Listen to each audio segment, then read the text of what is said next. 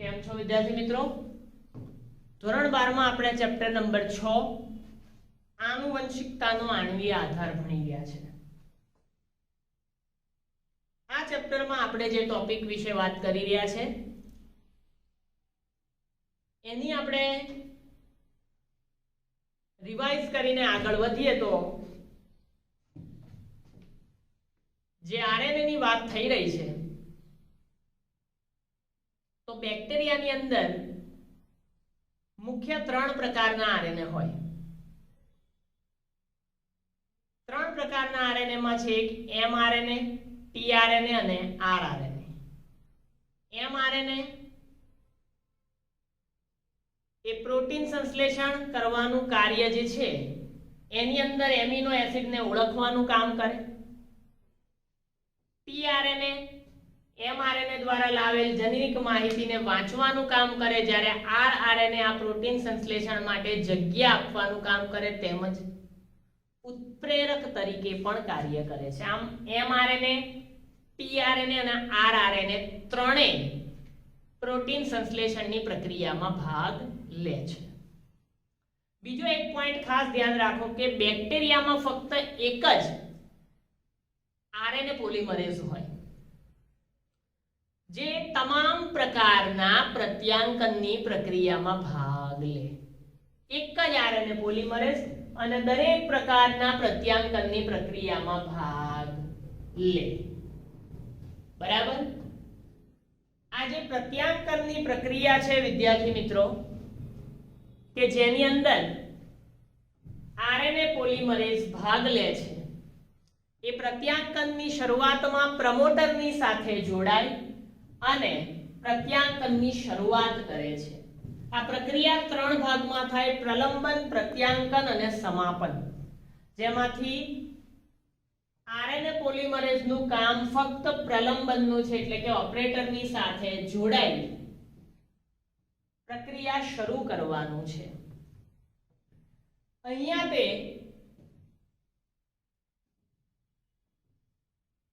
Nucleoside ફોસ્ફેટનો ઉપયોગ કરીને, શક્તિ સ્વરૂપે એનો ઉપયોગ કરીને, એના નિયમની પૂર્તતાનું પાલન કરીને આગળ ટેમ્પલેટ શૃંખલા જેવી જ એક નવી શૃંખલાનું પોલિમરાઇઝેશન કરે છે.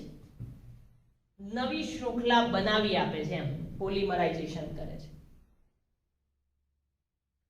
આપણે આની આગળના લેક્ચરમાં તમે આકૃતિ જોઈ તો આકૃતિમાં ખ્યાલ આવે કે સૌથી પહેલી જે ઉપરની બાજુ આપણે આકૃતિ ડ્રો કરી હતી એની અંદર આરએનએ પોલિમરેઝ પ્રમોટરની સાથે જોડાઈ જાય છે, પ્રલંબન થાય છે. પણ બીજા તબક્કામાં આરએનએ પોલિમરેઝ નથી હોતો, એની જગ્યાએ આવી જાય છે સિગ્મા ફેક્ટર, સિગ્મા કારક અને લાસ્ટમાં સમાપન પ્રક્રિયામાં આવી જાય છે આરએચઓ કારક. આમ આરએનએ પોલિમરેઝ એ સમાપન સુધી પહોંચે છે અને સમાપનની પ્રક્રિયાને અંતે આપણને એક નવો આરએનએ અને આરએનએ પોલિમરેઝ બંને છૂટા પ્રાપ્ત થાય છે. તો પ્રશ્ન એ થવો જોઈએ કે આરએનએ પોલિમરેઝનું કામ તો ફક્ત પ્રલંબનનું છે, તો એ સમાપ્તિ સુધી કેમ ન પહોંચ્યો? તો એના માટે જવાબ આવે કે આ જે પ્રત્યાંકનની પ્રક્રિયા છે એના મધ્યમાં વચ્ચે થોડી ક્ષણો માટે પ્રારંભિક કારક સિગ્મા અને અંતિમ કારક એટલે કે સમાપન કારક આરએચઓ સાથે જોડાઈને પ્રક્રિયાને પૂર્ણ કરાવે છે અને આપણને પ્રક્રિયા પ્રારંભથી લઈને સમાપન સુધી પ્રાપ્ત થાય છે. તો આ રીતે આરએનએ પોલિમરેઝ બેક્ટેરિયાની અંદર પ્રત્યાંકનની પ્રક્રિયા કરે છે, જે અત્યાર સુધી આપણે ભણ્યા છે. બરાબર? હવે બેક્ટેરિયામાં જે એમઆરએનએ છે એના નિર્માણ માટે કોઈ પણ પ્રક્રિયાની આવશ્યકતા નથી. યાદ રાખજો, શોર્ટ ક્વેશ્ચનમાં પૂછાય. બેક્ટેરિયા એમાં એમઆરએનએ બનાવવા માટે કોઈ જ પ્રક્રિયાની આવશ્યકતા નથી, કારણ કે બેક્ટેરિયામાં પ્રત્યાંકન અને ભાષાંતર એક જ ખંડમાં થાય છે. શોર્ટ ક્વેશ્ચનમાં પૂછાય બરાબર. બેક્ટેરિયાની અંદર જ્યારે આરએનએ બનાવવાની પ્રક્રિયા હોય તો એમાં કોઈ પણ પ્રક્રિયા કરવી પડતી નથી, કારણ કે એમાં પ્રત્યાંકન અને ભાષાંતર એટલે કે એમઆરએનએ બનવાની ક્રિયા અને પ્રોટીન બનવાની ક્રિયા એક જ ખંડમાં થાય છે. કેટલીક વાર તો એવું બને છે કે એમઆરએનએ બનવાની પ્રક્રિયા પૂર્ણ ના થઈ હોય એ પહેલા જ સાથે સાથે ભાષાંતર એટલે કે પ્રોટીન બનવાની પ્રક્રિયા શરૂ થઈ જાય. ખંડ એક જ છે એટલે એમઆરએનએ ક્યારે બને પ્રોટીન એની રાહ ના જુએ ને. એટલે એમ કહે છે કે એમઆરએનએ પૂર્ણ હજી તો થયું ના હોય પ્રત્યાંકન અને એ પહેલા જ ભાષાંતર શરૂ થઈ જાય છે. પરિણામ શું થાય તો બેક્ટેરિયામાં બંને સાથે પૂરું થાય એટલે કે પ્રત્યાંકન અને ભાષાંતર બંને એક સાથે પૂરું થાય એવી કન્ડિશનનું નિર્માણ થઈ જાય છે. હવે જે સુકોષ કેન્દ્રી સજીવો છે, આ તો બેક્ટેરિયાની વાત હતી, એની અંદર આ પ્રત્યાંકનની પ્રક્રિયામાં થોડીક જટિલતા છે. કેટલી? બે. કઈ? તો પહેલી એ છે કે બેક્ટેરિયા પાસે એક જ આરએનએ પોલિમરેઝ હતો, જ્યારે સુકોષ કેન્દ્રી સજીવના કોષ કેન્દ્રની અંદર 3 પ્રકારના આરએનએ પોલિમરેઝ હોય. આ પહેલો ત્રસ. અને 3 નું અલગ અલગ કામ છે. સ્પષ્ટ શ્રમ વિભાજન. કયું? તો શોર્ટ ક્વેશ્ચનમાં અને જોડકાના સ્વરૂપમાં વારંવાર પૂછાય છે, ધ્યાન રાખજો. પહેલો છે આરએનએ પોલિમરેઝ 1, જે આરઆરએનએ અને એના સબ યુનિટ 28S, 18S અને 5.8S નું પ્રત્યાંકન કરવા માટે જવાબદાર છે.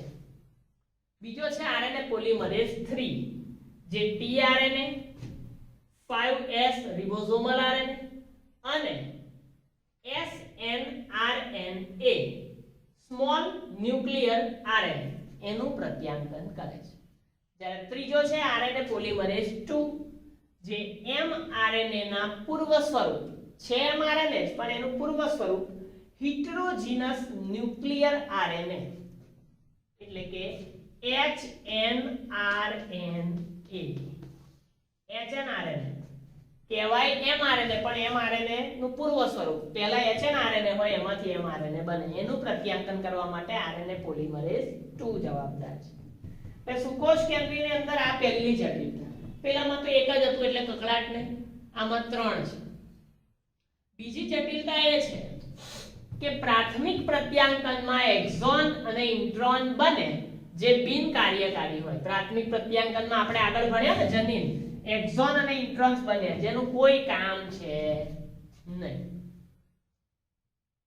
આથી આ ઇન્ટ્રોન અને એક્ઝોન એક વિશિષ્ટ પ્રક્રિયામાંથી પસાર થાય જેને સ્પ્લિસિંગ કહેવાય છે.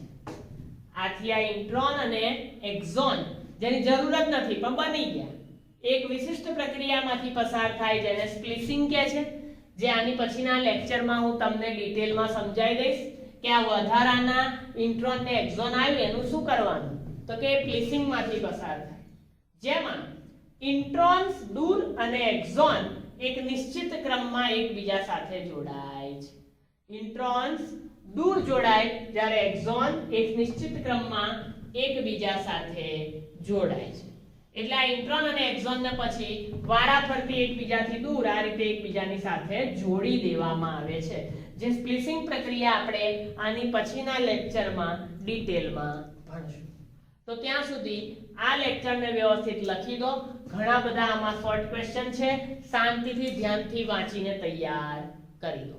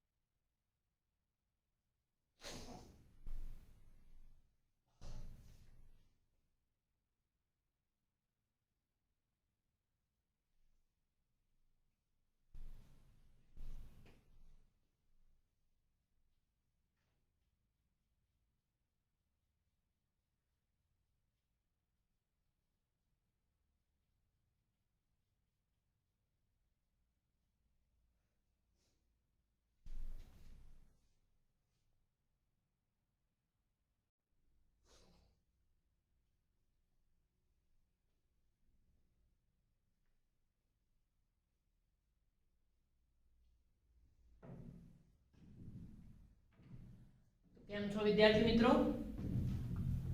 ધોરણ 12 ચેપ્ટર નંબર 6 આનુવંશિકતાનો આણ્વીય આધાર. ચેપ્ટરના હાલના અગાઉના લેક્ચરમાં આપણે જે ભણ્યા એ પ્રમાણે બેક્ટેરિયા કે એમાં એક જ આરએનએ પોલિમરેઝ છે. તમામ પ્રકારના જે પ્રત્યાંકન છે એ બધા જ આ એક જ આરએનએ પોલિમરેઝ થી થઈ જાય છે. એમાં અલગ અલગ પ્રકારના પ્રત્યાંકન માટે અલગ અલગ આરએનએ પોલિમરેઝની જરૂર નથી. અને બીજું, બેક્ટેરિયામાં પ્રત્યાંકનની પ્રક્રિયા માટે કોઈ ચોક્કસ વ્યવસ્થિત મેથડની પણ જરૂર નથી. કારણ કે બેક્ટેરિયાની અંદર એક જ ખંડમાં પ્રત્યાંકન અને ભાષાંતર બંને થાય છે. કેટલીક વાર તો વિદ્યાર્થી મિત્રો એવું બને છે કે પ્રત્યાંકન હજુ પૂર્ણ ન થયું હોય અને ભાષાંતર શરૂ થઈ જાય છે. પરિણામે એવું બને છે કે પ્રોટીન બનવાની પ્રક્રિયા અને એમઆરએનએ બનવાની પ્રક્રિયા બંને સાથે થઈ જાય છે. એટલે કે પ્રત્યાંકન અને ભાષાંતર એક સાથે થાય એવી પરિસ્થિતિનું નિર્માણ થાય છે. જ્યારે સુકોષ કેન્દ્રી સજીવની વાત કરો તો એની અંદર પ્રત્યાંકનની પ્રક્રિયામાં જટિલતા છે, તકલીફ. પેલા પાયે તો એક જ આરએનએ પોલિમરેઝ હતો એટલે શાંતિ હતી. અહીં લોચો છે. કારણ તો સુકોષ કેન્દ્રી સજીવમાં 3 પ્રકારના આરએનએ પોલિમરેઝ ઉત્સેચકો હોય અને બધાનું કામ અલગ અને બધાની સ્પષ્ટ પ્રકારે શ્રમ વહેંચણી છે. જેમાં પહેલું લઈએ તો આરએનએ પોલિમરેઝ 1 જે આરઆરએનએ એટલે કે રિબોઝોમલ આરએનએ અને એના સબ યુનિટ 28S 18S અને 5.8S નું પ્રત્યાંકન કરવા માટે જવાબદાર છે. આરએનએ પોલિમરેઝ 3 એટલે કે 3 ટીઆરએનએ 5S રિબોઝોમલ આરએનએ અને સ્મોલ ન્યુક્લિયર આરએનએ નું પ્રત્યાંકન કરવા માટે જવાબદાર છે. પછી આરએનએ પોલિમરેઝ 2 જે એમઆરએનએ ના પૂર્વ સ્વરૂપ હિટ્રોજીનસ ન્યુક્લિયર આરએનએ નું નિર્માણ કરવા અથવા પ્રત્યાંકન કરવા માટે જવાબદાર છે. આમ આરએનએ 3 પ્રકારના અને કાર્યો પણ અલગ દરેક ઉત્સેચકના. બીજી તકલીફ એમાં એ છે કે પ્રાથમિક પ્રકારના પ્રત્યાંકન દરમિયાન ઇન્ટ્રોન અને એક્ઝોન નું નિર્માણ થાય છે, જેની અહીંયા કોઈ જરૂર નથી. તો હવે આ ઇન્ટ્રોન અને એક્ઝોન નું કરવું શું? તો એ સ્પ્લિસિંગની પ્રક્રિયામાંથી પસાર થાય છે. એ સ્પ્લિસિંગની પ્રક્રિયા તમે જોઈ શકો છો વિદ્યાર્થી મિત્રો. આ પ્રત્યાંકન થયું. પ્રત્યાંકનને પરિણામે ઇન્ટ્રોન અને એક્ઝોન છૂટા પડ્યા. જો આ ઇન્ટ્રોન અને એક્ઝોન એને એકબીજા સાથે જોડવાની પ્રક્રિયાને સ્પ્લિસિંગ કહીએ છીએ આપણે. તો ઇન્ટ્રોન અને એક્ઝોન બંને અલગ કલરથી મૂકેલા છે. એ છૂટા પડ્યા ક્યારે? એમઆરએનએ નિર્માણની પ્રક્રિયા દરમિયાન. બરાબર. આગળ જઈને અને આ ઇન્ટ્રોન અને એક્ઝોન જે સ્થાનેથી જોડાયેલા છે ત્યાં આગળ પોલીઆલ્ડિનેશન થયું. કારણ કે ત્યાં આગળ એડિનાઇલેટ સમૂહ આવેલો હોય, વળાંક આવી ગયા અને એનો છેડો જે છે એને પોલી એ ટેલ તરીકે ઓળખવામાં આવે, જેના દ્વારા છેલ્લે આપણને ઇન્ટ્રોન અને એક્ઝોન દ્વારા બનેલું એક એમઆરએનએ પ્રાપ્ત થાય છે. તો આ પ્રત્યાંકનની પ્રક્રિયામાંથી ઇન્ટ્રોન અને એક્ઝોન છૂટા પાડીને અંતે જે એમઆરએનએ મેળવવાની પ્રક્રિયા છે એને આપણે આરએનએ સ્પ્લિસિંગ તરીકે ઓળખીએ છીએ, જેના શરૂઆતના તબક્કાને કેપિંગ પછી પોલિયાલિનેશન અને લાસ્ટમાં આરએનએ મળવાની ક્રિયાને સ્પ્લિસિંગ તરીકે ઓળખીએ છે. આકૃતિ ખાલી દોરી દેવાની છે. થિયરી જ્યારે તમે ધીમે ધીમે ભણશો સમજશો એટલે મગજમાં એનો કોન્સેપ્ટ ક્લિયર થઈ જશે. એકદમ ઈઝી પ્રક્રિયા છે. સ્પ્લિસિંગ એટલે એટલું યાદ રાખવાનું કે જે બિનજરૂરી ઇન્ટ્રોન અને એક્ઝોન જનીનના ટુકડાઓ છે એને વ્યવસ્થિત ગોઠવીને એમઆરએનએ નિર્માણની પ્રક્રિયામાં ઉપયોગમાં લેવાની જે ક્રિયા છે એને આરએનએ સ્પ્લિસિંગ કહીએ છીએ, જેમાં કેપિંગ થાય છે, પોલિયાલિનેશન થાય છે અને આ રીતે એમઆરએનએ પ્રાપ્ત થાય છે અને આરએનએ સ્પ્લિસિંગ પૂરું થાય છે. અહીંયા વાત કરીએ એચએનઆરએનએ, હોમોજીનસ ન્યુક્લિયર આરએનએ, જે એમઆરએનએ નું પૂર્વ સ્વરૂપ છે. એ વધારાની પ્રક્રિયાઓ જેવી કે કેપિંગ અને ટેલિંગ માંથી પસાર થાય છે. જો એમઆરએનએ ને કેપિંગ અને ટેલિંગ માંથી પસાર થવું પડે છે. કેમ? કારણ કે આને ઇન્ટ્રોન અને એક્ઝોન જે બિનજરૂરી પદાર્થ છે ને વાપરવાના છે આ જનીનના ટુકડાને. એટલે કેપિંગમાં એક વિલક્ષણ ન્યુક્લિયોટાઇડ, કેપિંગની અંદર એક વિલક્ષણ ન્યુક્લિયોટાઇડ કયો? તો મિથાઇલ ગ્વાનોસિન ટ્રાઇફોસ્ફેટ. આ છે જીપીપી, બરાબર, 3 ફોસ્ફેટ મિથાઇલ ગ્વાનોસિન ટ્રાઇફોસ્ફેટ. એ આ હોમોજીનસ ન્યુક્લિયર આરએનએ ના 5' છેડા પર જોડાય છે. તો એ જીપીપી 5' છેડા પર કેપિંગ ની અંદર જોડાઈ ગયો, દેખાય છે, જે એક વધારાનો વિલક્ષણ ન્યુક્લિયોટાઇડ છે. ટેલિંગ ની અંદર શું જોડાય છે? તો કે ભાઈ ટેલિંગ ની અંદર એડિનાઇલેટેડ સમૂહ સ્વતંત્ર રીતે 3' છેડા પર ઉમેરાય. કેપિંગમાં મિથાઇલ ગ્વાનોસિન ટ્રાઇફોસ્ફેટ 5' છેડા પર ઉમેરાય છે, જ્યારે ટેલિંગમાં ટેલિંગની અંદર એડિનાઇલેટેડ સમૂહ 3' છેડા પર ઉમેરાય છે. પૂર્ણ સંસાધિત તો બંને છેડા હવે એના સેટ થઈ ગયા એટલે પૂર્ણ સંસાધિત હોમોજીનસ ન્યુક્લિયર આરએનએ હવે એમઆરએનએ બની જાય છે. એને ફક્ત પસાર થવું પડે છે કેપિંગ અને ટેલિંગમાંથી.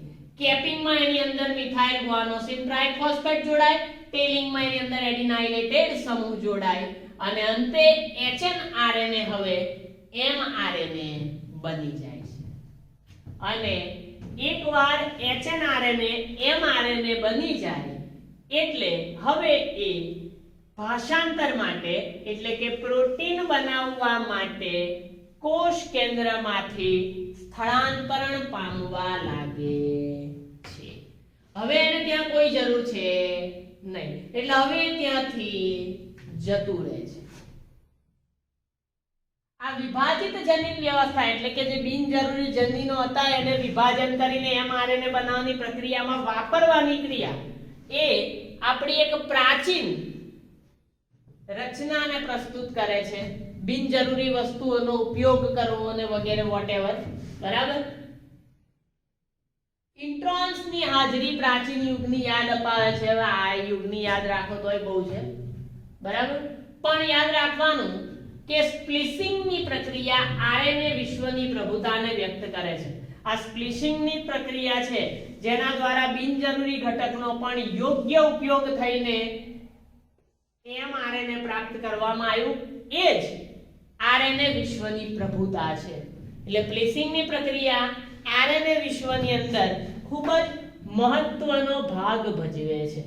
તો વિદ્યાર્થી મિત્રો અહીંયા આપણે આરએનએ વિશ્વની અંદર સ્પ્લિસિંગની પ્રક્રિયા ભણી ગયા, પ્રત્યાંકનની પ્રક્રિયા ભણી ગયા, ભાષાંતર કરવા માટે કોણ આગળ વધે છે એ પણ ભણી ગયા.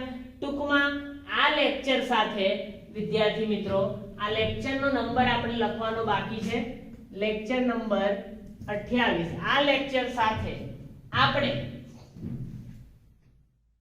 પ્રત્યાંકનની સંપૂર્ણ પ્રક્રિયાઓ પૂરી થાય છે અને આની પછીના લેક્ચરમાં હવે આપણે નવો ટોપિક જીનેટિક કોડ વિશે વાત કરશું. તો આ લેક્ચરની આકૃતિ, આ પોઈન્ટ્સ, એના શોર્ટ ક્વેશ્ચન, મુદ્દા વ્યવસ્થિત સમજીને ડિટેલમાં લખી દો. Thank you.